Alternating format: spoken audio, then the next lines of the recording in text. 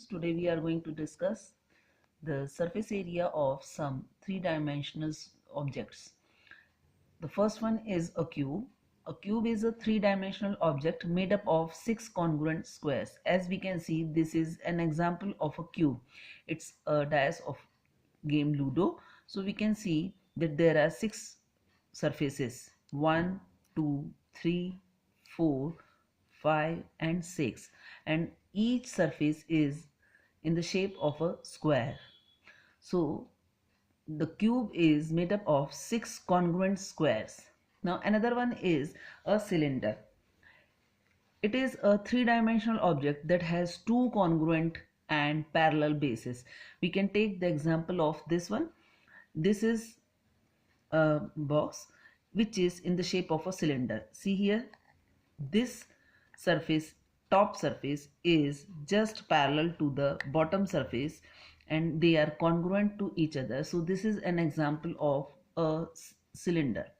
Now right circular cylinder, it is a cylinder in which the centers of the bases are aligned directly one above the other. That means if we draw a line which is joining the center of the top surface to the center of the bottom surface, then it will be a straight line. So this will call a right circular cylinder.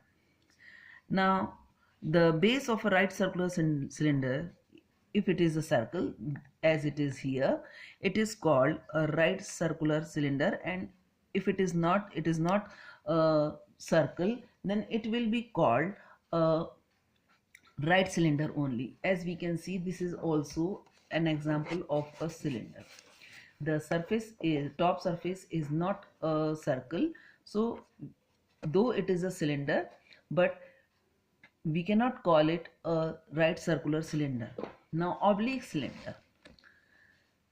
In an oblique cylinder, the centers of a cylinder are not aligned directly one above the other. As we can see here, the center of the top face is not aligned with the bottom center. Now total surface area of a cube.